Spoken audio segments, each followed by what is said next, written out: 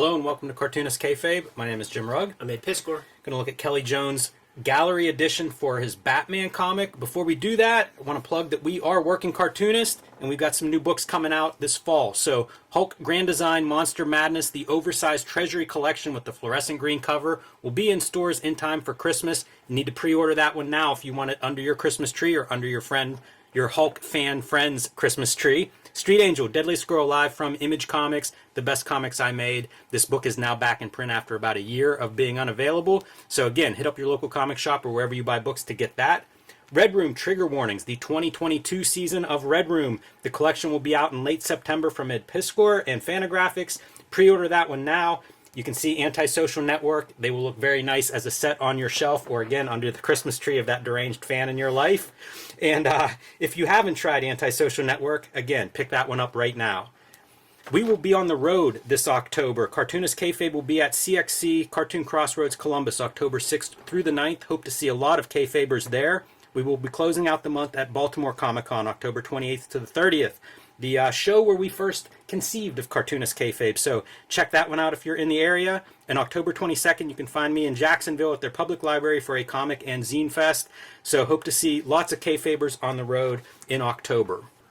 So we are here to talk about Kelley Jones' Batman art. Yes. I did not read these. At the time, I was pretty far out of like Marvel DC Comics in the I guess late 90s, mid to late 90s, whenever Kelley Jones was drawing Batman. For whatever reason, I just wasn't picking up a lot of those comics. But I follow Kelley Jones on Twitter, and he posts a lot of original art, and I have just kind of fallen in love with his stuff. And so I knew this existed and recently picked it up at a nice discount online from Atomic Empire, a comic shop in the South. I got a lot of my stuff from them. Anybody watching this video who wants to add this to their collection, I would start there. It's amazing what they have, too. Like the Steranko one was... It's hard to find almost anywhere, but like they had... Wait, it just at their shop. It's the value of comic shops. You know, like you'll find stuff that may be out of print or hard to find elsewhere. And, you know, if you can look around, if you can access these shops, and now they're all online. So you can track down some really cool stuff that way. And right away, I love the end pages, you know, blow up these images, give me a close-up of the artwork where you've got a giant canvas to work with. We've looked at artist editions. This is what we're after. And you see it from the beginning, and it kind of blows my mind, like going through this work, and I've been buying Batmans now in the back issue bins, the Kelley Jones Batmans, and it's, I again give credit to an editor who will bring on a style that maybe is different than what I think of as your typical Batman artist, and Kelley Jones nails it. One of the heroes in here is going to be the inker, in my opinion, John Beatty. And I pause here just to show you what's collected. So they are doing like 10 issues of, or 11 issues here of Batman sequentially. There are probably about 10% of production, you know, reproductions of like not original art, which is unfortunate. But you're also getting, this is a large artist edition collection worth of work. So I don't think, I'm not disappointed by the amount of originals that are in here. They do these overlays for all of the logo treatments. Yeah. But let's dive in, man, right away.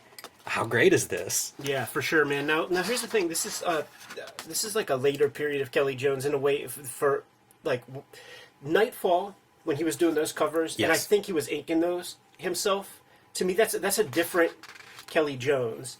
And when he starts to do that monthly grind, it becomes a more streamlined thing.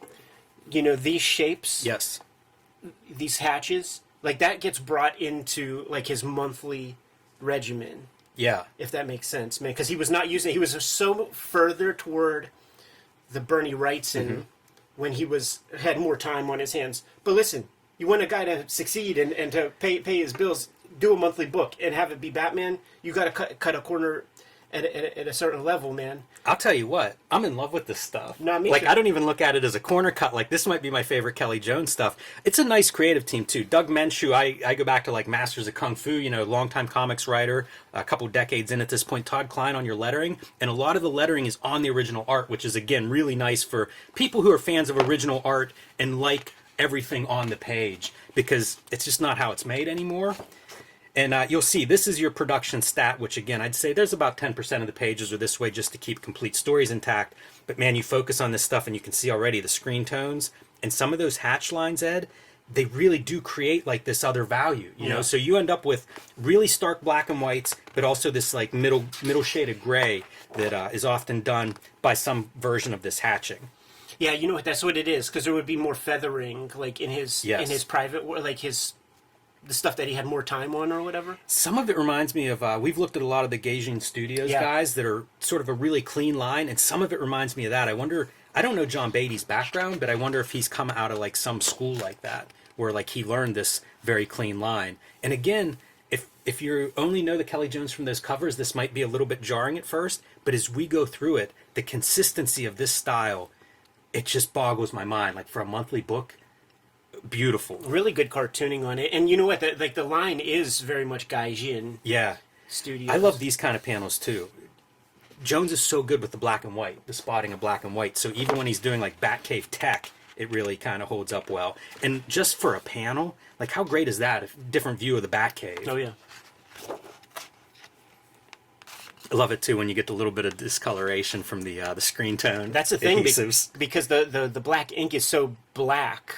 You know, it looks so perfect. It almost any of these pages could be a stat from the production material, really. Yeah, and I wonder if that's coming from different collectors. I think that's what we've identified over time. Look at whenever you get no black and it's all like line art. Like again, as a page or as a panel within a page, I'm just wowed by this kind of thing. But I do think that these things come from different collectors, because you'll see a little more yellow on this one, and we'll see some where you get to see more of the brush strokes and the ink variations. I love, like, he just built, like, he creates another set of obliques Yes, he does. in the human body, man. Yeah, it's really excessive, his style. I remember reading, it was Red Rain. Look, even the ability to draw, like, a beautiful woman, the young characters, like, it's a good range. He's much more, I don't know, well-rounded than I expect, too. When I think of him, I think of these, like, Wrightson-esque horror moments. Totally. But he brings a lot of other stuff to it. And you know what, if like, I mean, not to just keep naming names, but, like, there's Michael Golden pieces to this. Yeah, Golden is a guy that I think of with a lot of this. And I think some of that's Beatty. You know, like the lines that he is, like, they're not exactly feathered, but that he's drawing out, they feel very Michael Golden-like. Yeah, because they're a dead line. Mm-hmm. And Golden will do that. Just have, like, the dead kind of pen line. It's really extraordinary, his command of black and white. See, now, is this ink by himself? Oh, yeah, it looks like it, because there's no name. This is your cover piece, too, by the way, if anybody missed that. But, you see a livelier line. Like, some of the line work in around those skulls, and even the background, you can see it's not that dead line. There's a lot of weight variation on that. It's kind of nice you get that contrast between seeing, like, Beatty's approach and Kelley Jones' own approach. A little paste up. Yeah, how about that? I love this too. You know, he is bringing in subtle texture variations. Yeah, and this is like your old '50s Batmobile. And it feels like 70s Warren horror, like Alex Nino, like when the Filipino guys started doing Warren shit. Like that's what the energy of that. Even look how good Todd Klein's lettering looks Sick as for fuck, title dude. lettering. I love the Batman like hunched over that steering wheel. That's such a cartoon. Yeah, well, yeah. Like that's the thing. This is cartooning. You know? It is. Like these severe poses and like the drapery. Like he's the kind of guy. He's an exception to the rule kind of artist where you figure out how like drapery settles and stuff, or you could be graphic and designy. Like he goes graphic and designy, and it looks fantastic. He does like his Batman's deceptively huge. Yeah. You know, like often he's under that cape, so who knows how big he is. But when you get like shots of him, one, he's giant muscle mass, but also like he's 16 heads tall. Yeah. Like literally he's a giant. So gorgeous, man.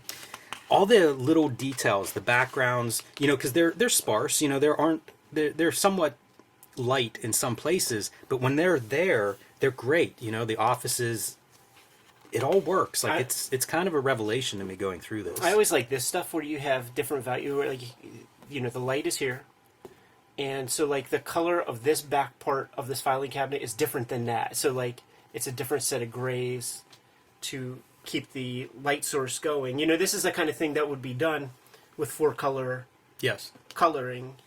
But I wonder who's making these color notes. You know, remove red lines because it's really neat lettering. Yeah. Who is that? That can't be. I don't think it's Todd Klein. Why would he be putting color notes in there? It's Maybe the probably inker? Yeah, it could be. Also, Beatty brings in a lot of different screen tones. Like, you'll see different patterns on some of the screen tones that he's bringing in. Yeah. There was a white screen tone early on that I thought looked really cool. This kind of a shadow work, like a guy who knows shadow, and I assume that's indicated by Kelley Jones' art. Sure. Like let's hit Of this course. with a screen tone. But it's a really cool approach. This is cool, man. Like, how do Yes. you draw that little beaded hippie doorway thing? Yeah. This was one of the panels when I was flipping through this, because I did a quick flip through before I brought it over. Blows my mind. The different line weight there versus the foreground characters, to me, that's what you want in ink. Yeah. All of this. It's so interesting. Like, if this was cut out, I don't think I would guess Kelley Jones. Yeah, I think that was one of my takeaways. I think this entire page is just stunning. You know, like some of the angles on her face. Yeah, good variance, man. You have these sets of eyes here, these sets of eyes there. Yeah. But that is one of the things that surprised me too, because I mean, I have a fair amount of Kelley Jones in my boxes, you know, and this stuff to me is just above and beyond whatever I was expecting. Look at that. That's wild. You got terraformers. You got sunrunners. It's like, that's the ones, man. I do have some of this. His earliest stuff, like, it does not look like, you know, what he would become. There's one of his, you know, like, I think these covers maybe are mostly just him. Yeah. So you do get to see a little bit of variation in the way he's feathering lines out and everything. But this is just caricature. It's total cartoon language. Yeah, but like it's still like there's still the Bernie Wrights. There's a lot of Wrights in there. Because like when Captain Stern wiles out, you know, he turns into that guy. I always like how he handles the spine. You know, because like when you see it on the like the Bane breaks Batman shit, dude, like the way the spine goes up that way. Yeah. The fingers, to me, I see a lot of Wrights in like the fingers and the fingernail shapes. And love the double lighting on it. It really sells the contour of that big pec. Yeah, and all your obliques. Yeah. Just obliques on obliques. Love it. This shit is crazy, dude. It's so psychedelic. And really does feel like 70s Filipino. It really is. And combined with like the whole scene, you really get that psychedelic effect coming through. But then you get Mignola yeah. energy. Feels like it's hard to make comics in that time frame in the 90s without some Mignola coming through. There's the golden kind of stuff happening. But that's Yeah, also definitely. Gaijin. Like Gaijin is like built on Right. golden love. Absolutely. This also makes me think of, at some point, we fade out of using blacks this way. Yeah, And it's so sad because it's so effective here. Like, these could have been black and white magazines. absolutely. They completely work. And like I said, I've started buying these out of back issue bins when I find them. So it'd be fun to look at one of these things in the future, one of these issues, and look at how color works with this art. Yeah. I think the Killer Croc issue's in here, and that's one I pulled off the racks when I was a kid. Yeah, I recently picked that one up, and it's part of me going down this Kelley Jones rabbit hole. So I'd be down for looking at that. It is in this issue too, and it's pretty awesome. And lots of money shots of Batman. If you're a Batman fan, I assume you'd be pretty happy with this. Look, that's almost your spine stuff, even though it's like folds in the cape. Yeah. It's a very like vinyl heavy fabric cape, Kevlar cape. He's bringing a lot of different visual language to Batman, and by the 90s, that was not an easy thing to do. Yeah, I mean he's evolving before our eyes. Like he's really streamlining his Batman in a big way. And you know, like this. Look at that. This feels wild. Like this was Batman Comics. It wasn't even Detective Comics. That's the thing that kills me. Yeah, so it's not like he's really pushing it, and it's not like you can't license this really. Yeah, they gave him a lot of freedom in terms of working off of that model, and I think he rewarded them for it. If this was a film, it would be like zoom in on this and then zoom out of the Right, oblique. yeah. Like, psh, psh. Pretty good too whenever he has to do some motion, you know, like having to do fight. Again, it speaks to that range of how much he can bring to these superhero comics. Too many pinstripes for Kyle Baker to ink. Oh yeah, we'll see if there are that many pinstripes inside. See if John Beatty makes those double stripes one line. And remind yourself at home, these not missing an issue here. Yeah, right. You know, that's part of the thing that I mean, look at this page. Oh, that's an amazing page. You can see the light too, like where the light is falling on those masks and how different that stuff is. Yeah. I mean, the guy's just top of his game here. Freddy Krueger. Yeah, a lot of horror elements fitting right in.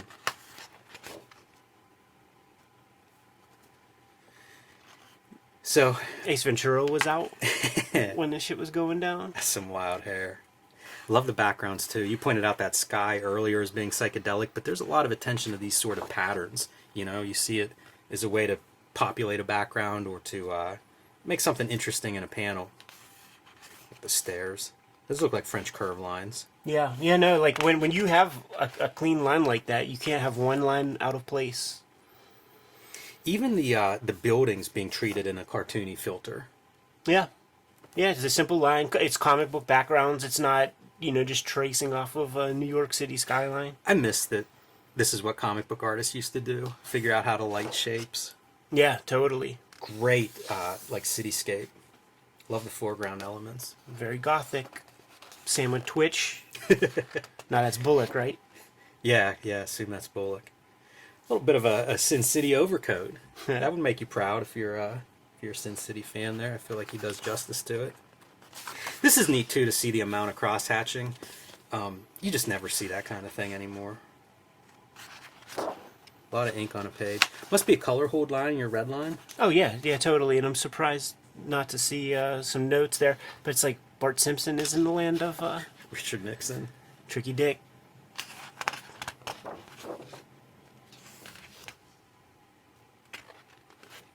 I don't know about the sizes of these for production stat, what that means. If that's what the editors went over to do like a final sign-off. Right, yeah. Or something, and if they are like bigger than regular standard size. At the Pittsburgh Comic Con, the DC table would always have just like Xeroxed and like stapled in the top left corner. Yeah, I would see those. Those like black and white. It would have the same cover page where it would be like Helvetica, Animal Man number 55. And it would be these kinds of things, man. I think they used to send those to comic shops sometimes. Like every once in a while, I'll see those somewhere. Sign of them.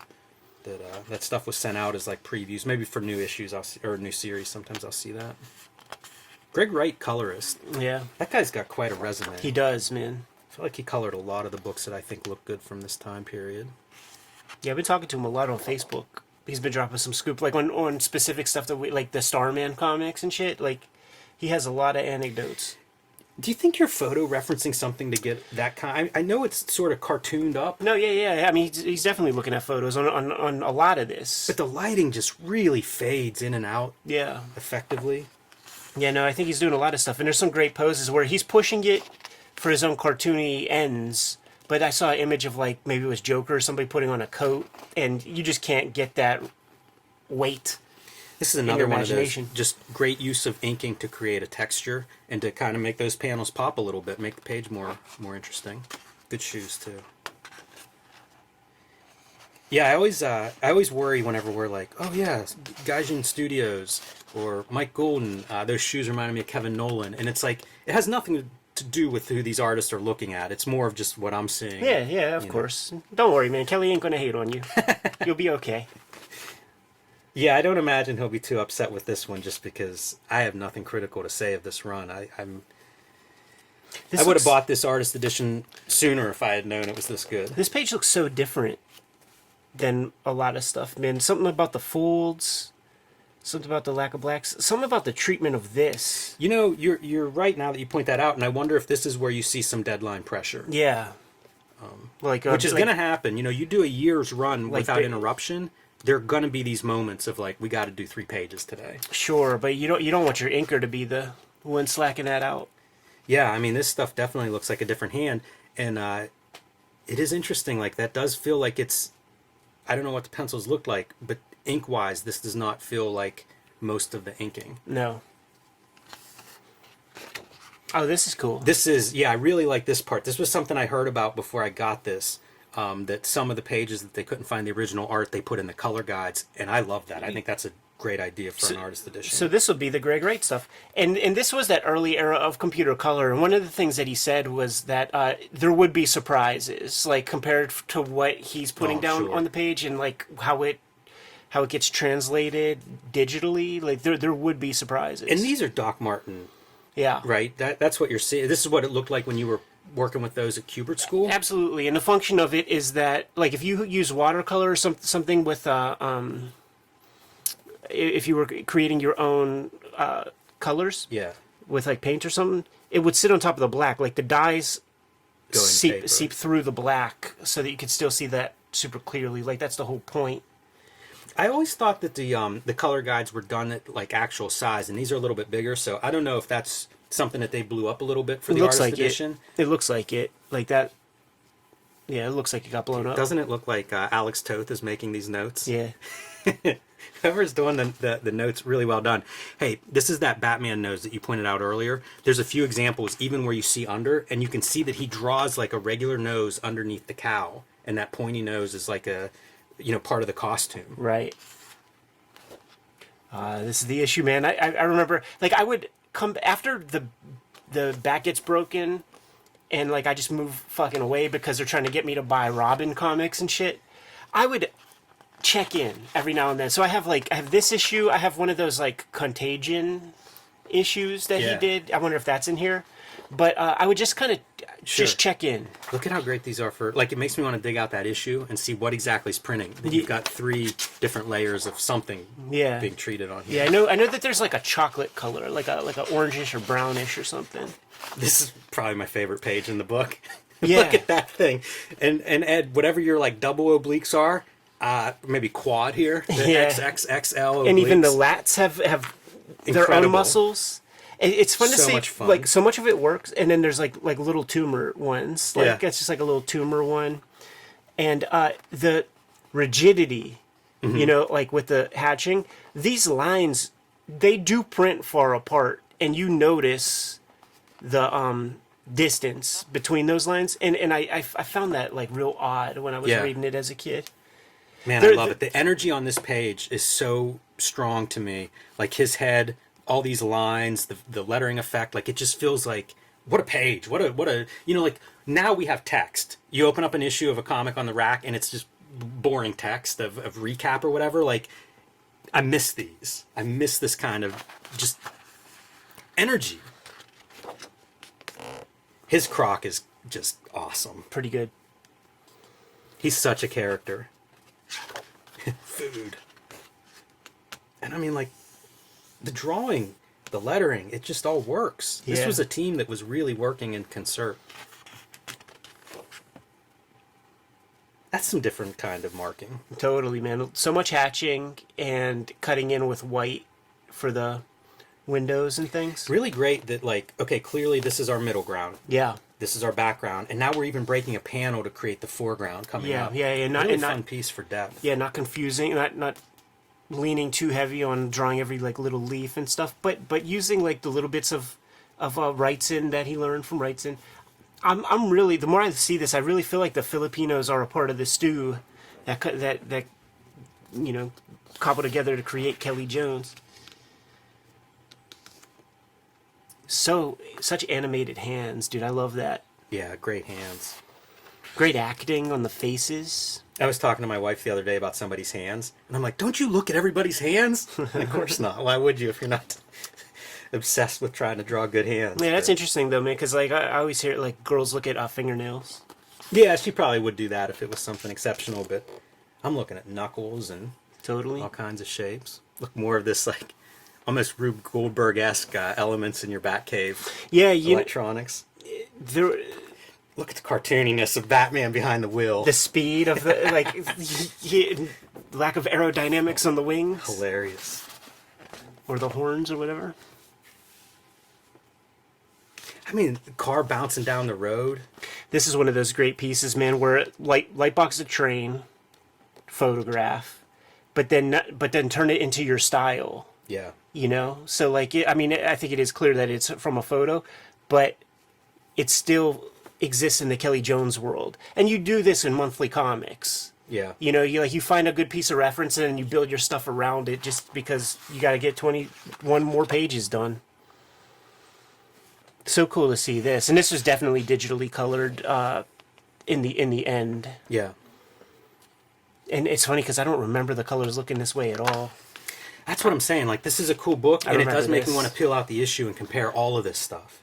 More than one Art Adams comic had this set of proportions and shit. I feel like that Batman 400, where everybody draws a piece, I think that Kelley Jones might be referencing Art Adams from there. I feel like there was a piece that Adams did that was in there. Dude, you want to make something fast? Lift the wheels off the ground. That's it. I've never seen the train wheels leave the tracks, but I guess the whole train is, yeah, it's going sideways for I everybody. had this issue too.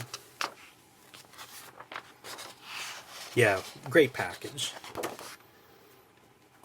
This is great because it's, I mean, clearly, like, Wrightson is a part of his energy, so now he, like, really gets to fucking lean in. And even the proportions, like, the look of this guy is Wrightson-ish, with the hatching on the eyes. Absolutely. Like, I feel like that's the first time I ever saw that was with Wrightson. But John Beatty is, like, one word I wouldn't use is organic. Mm-hmm. You know, like, it's like Toddlebin is organic. Like, this is, like... Yeah, it's very tight. Measured. Right. But it still works. Like, you're able to apply that style and make, like, a really cool scene of organic material. And it's all pen line. Like the other thing is, a lot of when people are doing these kinds of textures, they are being additive with black, and also, like, using white for, like, blades of grass or in between blades, or you know, putting leaves on, like, this kind of shit is, like, the one place where I'm seeing white. Yeah. But this is all pen line. It is. And I linger here because I think this is neat because of no blacks. Yeah. You know, except for in kind of like The in your focal points. focal point. But you see a whole different way to treat that over here. And, you know, some combination of Kelley Jones and John Beatty making these kinds of decisions, but it feels like you could study this. This is a really interesting approach to blacks. Yeah, totally. And it all has the same function because he's clearly the guy, like, all of these are pointing at what we're really supposed to be looking at. Really like that Batman silhouette too. It's so small and simple and yet works for me. Works well. You know, what a contrast between our blacks and Batman and our swamp under a... Straight up, like, what is it, a bobber? He's going fishing? And look at, like, this is what underwater looks like in their universe, man. Yeah. Yeah, it's great with their moon and your little bit of sky. And just serenity, you know, like that very, like, calm bog water as the impending croc is coming towards shore. What a great page this stuff is. Croc fighting a croc here. Yeah, but dude. you get, like, the cross section of the ground. It could be like a Beam World crossover here. Yeah, it looks like Beatty, for these textures, he's using, like, a micron. Yeah, that makes sense because it is a very, I don't know, it's a very consistent like a dead line. Yeah. It's cool to see the texture on croc and then you see, like, the cross section of the ground and almost a repeat of that texture. Yeah, it's true. And it's so funny because I have some, like, weird electrotones that are almost like this, but this is by hand. Mm-hmm. So tight, man. Just, like, with a fine line, like, getting, like, the thicker moss, just dot, dot, dot, dot, dot, dot, dot. This is the kind of thing, man, that you talk to your homies on the phone while you're doing that, or else you just go nuts. Like, just marker dabs. It's so good. You know, like the lines describing the roundness of the tree trunk and the branches. Classic. Yeah. Classic. You see that with Frank Brunner and Mike Plug and those More guys. of that tranquil kind of moment, you know, like floating through the water, and it's just a little bit of a round line there on the edges. But... I mean, this is the river Styx, and he's the Grim Reaper, man. Like, it's not even on Earth. Love it. Still food. Look at that shit, dude. You really, they sell that texture, man, and just when they really get into it, this is the shit I loved from Kelley Jones when I was a kid, dude. Just because it's like a jigsaw puzzle. It's like you have a form underneath, and then there are tension points and soft points, and, like, just figuring out where that goes. Great lighting. Cool water. Fun background too. It's another one of those. A lot of these backgrounds have that psychedelic quality, and I guess it's just the parallel lines and also the, you know, like the weeds and vegetation turning into a geometric shape. Right. This is another one of my favorite panels in this book. I mean, going with my river Styx. Yeah. Fucking Totally. Grim Reaper guy, and just negative space hand. That feels very ballsy, very adventurous, and I don't think we've seen very much of that. When Kelley Jones inks himself, he allows a lot of negative space and, like, lack of holding lines, and he lets other things hit it. But I bet you, when you are working with an inker, you want to be deliberate. Certainly in this era where the inkers of this day and age are moving towards the tracer rather than finisher. Yeah, for sure. That Like, boot's just Like these guys Some get good hired. foreshortening. Like, look how big this head is in your foreground. You're going from background to foreground, left to right. Yeah. And it's good stuff. It's another one of those examples of like Kelley Jones having all these tricks, right? Like being able to do dynamic foreshortening. By virtue of This is ridiculous. by virtue of the lack of archival material used, like that's what aids us in this original art piece having that depth. Yeah. Because this line is dying. Yeah. And it gets pushed back, and it just looks so beautiful like this. Absolutely. It becomes a It becomes a real Where's Waldo. Like there's like all kinds of turtles and. Yeah, I really like that. There was a panel earlier where I think it was a frog or a lizard that was climbing on Croc's head. Yeah. And it feels the same deal. Like, what kind of little pieces can we put on here? And Kelley Jones, man, is bringing back the Wrightson Swamp Thing, because like everybody, once you see the Toddle Bin beset Swamp Thing, you just feel like that's the way to go. Have like little flowers coming off and stuff, but that's not what Bernie Wrightson created. Bernie Wrightson created a big green dude with a couple little tree trunk pieces and that mandible. Dude, it's so badass though, all the vegetation and stuff on his back. Yeah. What an awesome spread. And yeah, I mean that's right out of But see, that shit was like a ghillie suit though. Like it wasn't part of him. He would do this shit too, man, where the traps are like way off. Like so high off the body. I like this panel a lot, and it's kind of a throwaway, but it's a weird angle. There were a couple of these where that shoulder muscle, like, see, this he doesn't feels nail like a it. costume that's bunching up. He doesn't. That's the one piece where he ain't looking at his Grey's Anatomy. How about that? Yeah, dude, that's fucking dope. Auditioning for Darkness or something there. And once again, like when we get to the later pages, the inking, like they didn't do these marks earlier. I like these. Maybe not the specific mark, but there's a lot of that information around the neck. Yeah, all the striations and stuff. Yeah. Like see, this is when they have a little more time. Yeah. I mean, you put everything into this two-pager. The two-pager. Oh yeah. That's a 5-figure piece of art for This sure. is pretty sweet. I was looking at, we talked Michael Golden, and I love the Batman cover where he's diving through the stairwell. Oh, yeah. And I see, like, little, some echoes of that here. Yeah, and, like, I mean, we're using straight edges for the hatching and the feathering. It's a really good way to make backgrounds and to contrast the background with the foreground, like having a straight line in that background. It'll make it pop. And talk about a good fit, I think. Scarecrow with this art team, I mean, it's exciting. When I turned to this page, I was like, yeah, sweet. Seeing some new materials being How about used. That? That's like a Conte crayon? I think like so. Like a grease pencil on a more vellum-y paper? That's my guess. Yeah.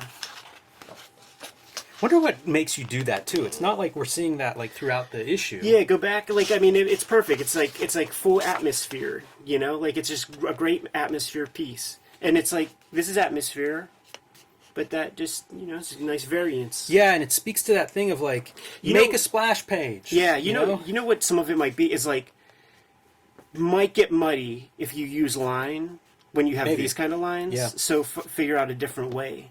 Yeah, maybe. Great pose on that Scarecrow.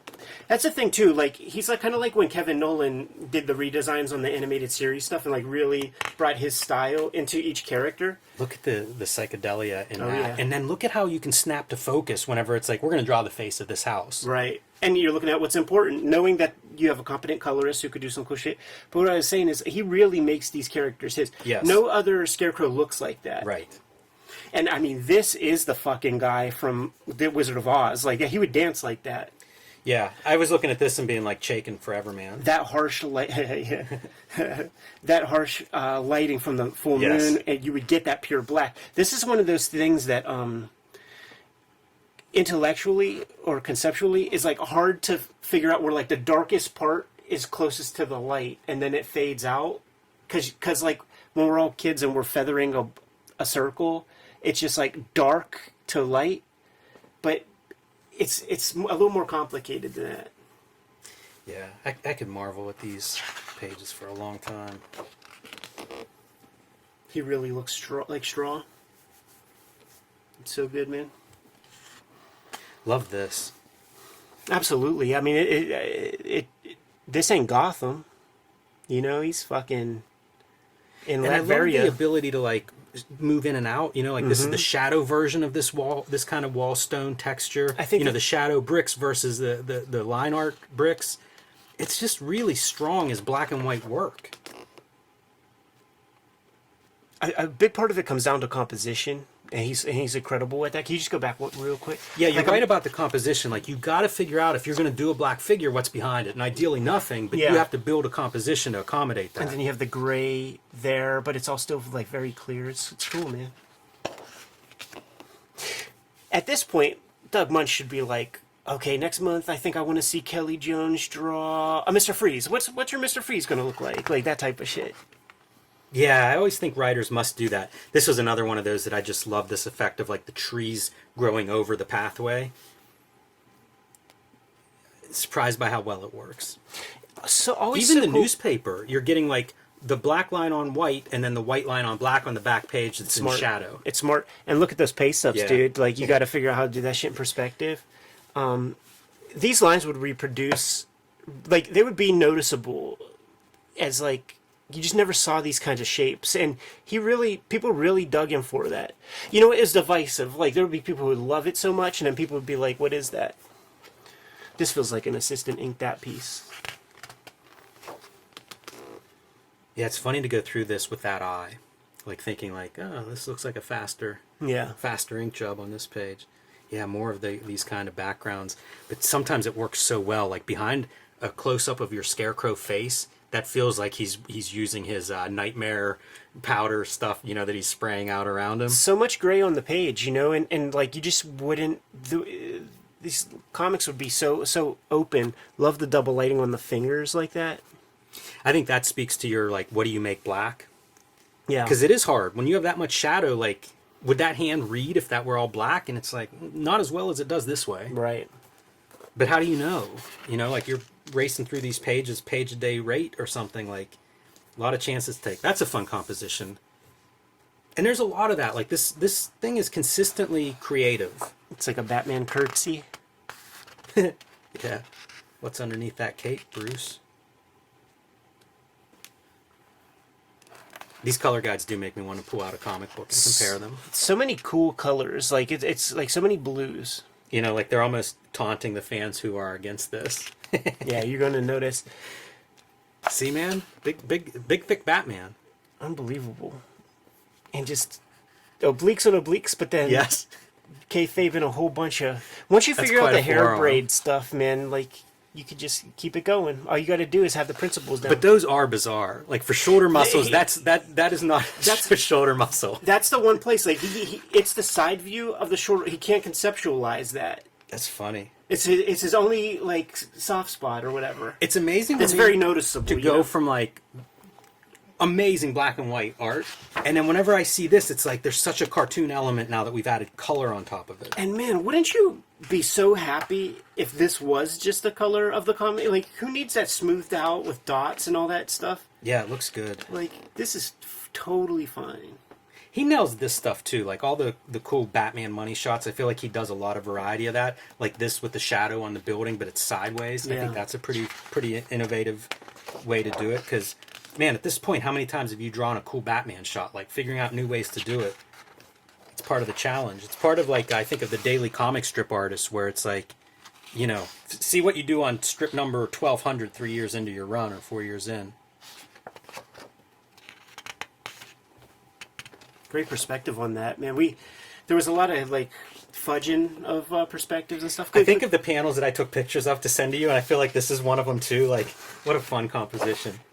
Yeah, that is a lot of perspective. I'm just Yeah. gonna look at that a little bit, man. So nice. And then the hot colors there, cool colors there. The lighting coming from the street lights. I give a ton of credit to Gregory Wright for figuring out, like, we can't do blue. Right.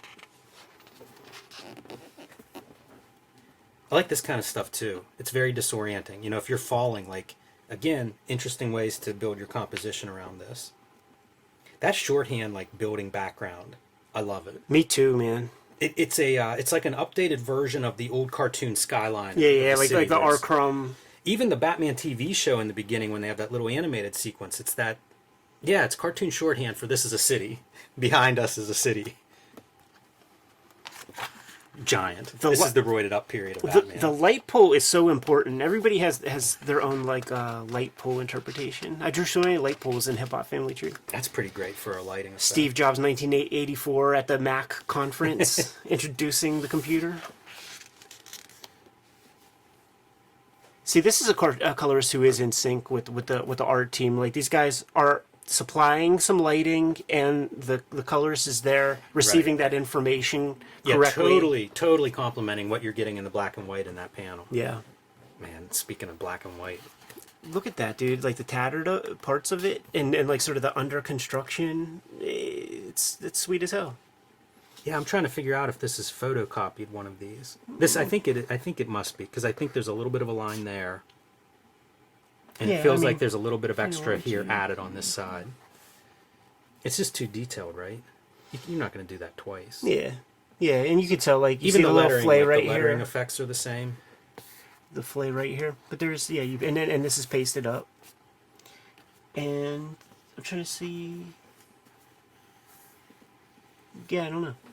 I mean, it is. Yeah, the main image is certainly Rick Moranis and Jack Palance and Quentin Tarantino. It is, right? Yeah, looks like it. This is new language from the inker. We haven't seen hatching like that. And what is that? It's the giant ear. Oh yeah, it is an ear. You know what? I'm seeing it at a very weird angle, Yeah, and right.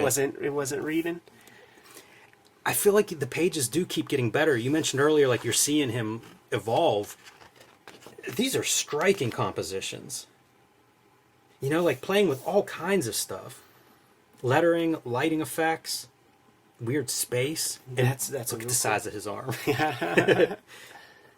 That arm is like, has like Andre the Giant, whatever he had, but just in that arm. Love this drill tool. Acromegaly arms. Yeah, that's great. It's so soft, you know, that spider. Mm-hmm. As compared to this hard-ass kick. That's a fun effect, going down through the trap door and the lighting just catching the top. Great lighting on that, man. You know, more and more, I'm so happy to see Incorrect Anatomy that, like, still looks good. Right. You know, because, like, I sit there with my little, like, figure next to me and stuff, and I'm like, quads, this. And then at a certain point, I'm getting spun around, and I'm like, this is fine. And that's what he's doing. Mm-hmm. You know, like, that's just a ball knee, you know? But it totally works. The magic mirrors walking through. I love this panel. And to me, if you're like, oh, I love Wrightson and stuff, that could be right out of a Warren mag. Dude. Giant close-up of a head mounted on the wall. I'm being triggered, man. I went to Wildwood, New Jersey, like the boardwalk. They had a Castle of Dracula. It burnt down because some kids were fucking around. But there's a part in there where it's like, it's a haunted house with actors. And they have a guy in a guillotine. And they're like, all right, everybody, 1, 2, 3, off with his head. 1, 2, 3, off with his head. Guillotine comes down. The fucking head comes rolling. Like, they're a little distance away, but the head comes off and rolls into a basket. And I went through a second time because I'm like, I have to see how they do this. It freaked me out so bad. Jimmy, it was a different actor. Yeah. It was a different actor in the guillotine. This second time. That's amazing. Is what I'm saying. That's the most kayfabe carnival act. I'm like, they're killing people in here. Like, they're obviously killing people here. I was, 9, 10 years old. But I was, like, so convinced that they're just chopping heads off. One every 15 minutes. That's amazing. Good for them. Batman's cape breaking your panel border. So it's just the negative space at the bottom of the page. And this is like when they did that Vampire Batman thingy. Like, so much of this. The curls is like we're in the era of Tim Burton now, or something. Like, Tim Burton, I feel like, brought the swirls and the vortexes and stripes. Yeah, it does make me curious what's going on in Kelly Jones's influence range, besides a Wrightson with some of this stuff. Because it does have those, like, fairy tale qualities. Yeah. It has a lot of qualities that feel different than your typical comic. There's a little bit of that nose that I was talking about. Right. I may have missed the big example of that, but there are definitely these shots where it's like, you can feel it, that it's clearly he's drawing a mask and a face underneath the mask. His superhero jowl line when he goes like this. Yeah. That's the way Art Adams draws Batman, and that is just pure Dracula. Yeah. That is a creature of the night. There it is, dude. Hey, Kelley, let's see what your Mr. Freeze looks like. Doug Mensch stepping up to the plate, man. Yep, next Mr. Freeze. There's another slight variation of some of what we've seen in terms of background mark making. Yeah, this should be fun.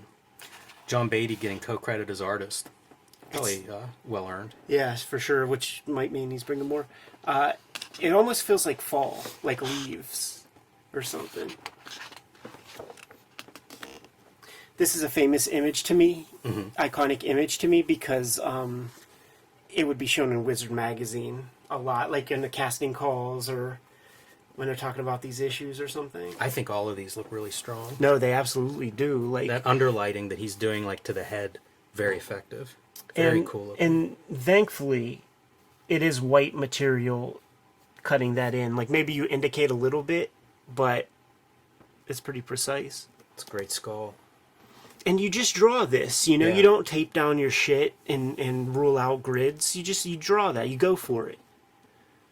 This makes me wonder, like, what we're seeing in color. Mm-hmm. Because there's some kind of strange the way that's indicated. Oh, man. It's amazing. Beautiful. Looks like it glows. Yeah, it really does, man. And then to go from that to these kind of cartoon figures, or faces. Yeah. Yeah, for sure. And Great that's one of his things. Like he's interested in drawing this stuff, so he's going to populate the universe with whatever. Wow. Yeah, there's some really good stuff here of like foreground black, background black, and trying to make your in between. You know, trying to create a middle ground in there. And a lot of depth. Just the shapes of it. It's very bouncy and More organic than most of what we've seen so far. it's like that cabinet of Dr. Caligari kind of shapes. Continues to be inventive page designs. Like, I feel like that's a really neat page layout that we haven't seen yet. Because it's one of those things where Doug Munch is giving this guy fucking talking head sequences. You know, Yeah. you don't do that there, Kelley. Like, let's have him do some things. Does pretty well with it. He does, Some really but nice he's lighting. you know, he's doing what he can. It's neat because stuff like this to me is so much like black and white film.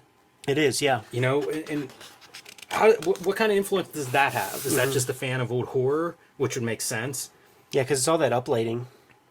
That is a fucking badass Mr. Freeze. Oh, man. dude. You know, it's one of those things like the Mignola animated series Mr. Freeze is out at this point, certainly. And you feel like you can't perfect it better than that. But, like, Kelley Jones is going different. Like, this is the 90s, man. And, you know, Onslaught and Holocaust, like, you know, those crazy apocalypse bad guys and muscles and all that shit. Because you always think of him as homunculus. Yeah. Little skinny fucking twig mad scientist. But he's flipped it and took it to a different place. And just the illumination from below, like, it looks like it radiates cold. Yeah. You don't think of black and cold, really. But, like, he figured that out, man. Yeah, when you say that, it has to be hard to not make this look like heat. Right. Like there's a flame source that's providing that underlighting. But frostbite burns, you know? Like, whatever works. Paste up head. Weird stuff. I can almost hear the ice clinking as he drops the ice in there. I love his tech is really strong to me. Yeah, and it's all in black. Like I think that's a Mignola piece. We see it in that X-Force 9, where there's all this Yes. tech that has to be drawn, but it's all black and just shapes of monitors and stuff. Great little buggy. Dude, this looks like a fucking... like a McDonald's toy, and then you put the bat symbol on it. Right. Todd Klein putting in some cool lettering, right? Yeah, man. Giving us Batman's handwriting. Todd Klein is like the one guy in comics that can do a cursive that's legible and able to deal with. The lines on the floor, to me, is part of what makes all this work. Yeah. They're so flat and straight, Yeah. and it's like, it just feels like, yeah, that's a floor. That's a very believable flat floor that he's standing on. It's amazing. That's really cool. And all of this screams Wrightson. Wrightson would do these eyebrows. He would do that old witch nose that would like kind of come up that way. See a little bit of Sam Keithisms in here. Yeah, Sam I Keith. think those guys may have worked together. I know they did like two Alien series that probably are worth our time at some point. Oh, yeah. You know, the other thing, if this were a character out of Sin City, that would make sense to me. Mm-hmm. You know, you can almost imagine Miller pushing some of the caricaturesque stuff that he does into this realm. Specifically, Wrightson would do these like single image pieces that would be like in those House of Mysteries and like those creepy and eeries, and he would put extra time into that ink illustration, and that's Right. what that stuff looks This is a like. great panel. It's very superhero language. I wonder if Batman punching a woman. Kelley Jones's pencils are more towards the Wrightson, and if John Beatty kind of updates him for the '90s with his penmanship. That's a good question. You know what? Like, I never see Kelley Jones pencils, so Yeah. I can't speak to that. It might be something I have to go and do search out. And there just might not be something to see, you know. Right. It would be interesting to see like how much room he's leaving for his inker to interpret. And I mean, that's just beautiful Batman. That's classic Batman. You could have seen looks that classic. for decades. Yeah, that looks classic. Really fun. You know, you bust open his suit and you see like the gases coming out, and they do resemble fire. Yeah. Little bits of flame coming up. Yeah, you know, it's like dry ice has smoke and stuff. What a run. And I mean, this is only a little bit of it. You know, like he did Yeah. Batman for, I think, something like 4 years. Yeah, yeah. I dug it. I enjoyed it. I would have very much loved to have seen some of the Nightfall, like the stuff that he was inking completely himself, and like check those out, because it's just a very accurate interpretation of like what Kelley Jones stuff looks like at that time. Like John Beatty's inking, like really roots it in comic books or something, and I feel like Jones is pulling from a different place. But whatever it takes to do a monthly gig, man. Yeah, I feel like it's a pretty good team up between Yeah. penciler and inker. You know, you see several of those throughout comics history, and it is a little different than when Jones inks himself for sure. But for like consistency, like it creates a world. It's very strong, man. Yeah. Like for a monthly comic, like you can't ask for more. Yeah, like I said, I was kind of thrilled and overwhelmed by this, Yeah. and had no idea, or else we would have probably had this in our hands much earlier. Such a pleasure. Such a pleasure. And you know, dude, like I might have 24 artist editions that we haven't done yet. Right. I'm definitely look forward to doing some more of that stuff for It's sure. always so much fun to see this kind of version of people's art. And what comes out next month, dude, is McFarlane Spider-Man. Yeah, there should be some gems in that one. Yeah, for sure, dude. You good to go? Yep. Kayfabers, like, follow, subscribe to the YouTube channel, hit the bell. We'll notify you when new vids are available. Jimmy, what's out there? Hulk Grand Design, the collected, oversized, treasury-sized edition will be out in stores in December. Now is the time to tell your store that you want that. Wherever you buy books, pick up the Hulk Grand Design Treasury. Fluorescent green cover. You're going to want this under the Christmas tree this year. Street Angel, Deadliest Girl Alive, back in print from Image Comics. It's been gone for about a year. It's some of my best comics, so pick that one up wherever you buy comics and books. And join me on patreon.com/JimRugg, where you can see a lot more of my comics and art and download some of my out-of-print comics and zines.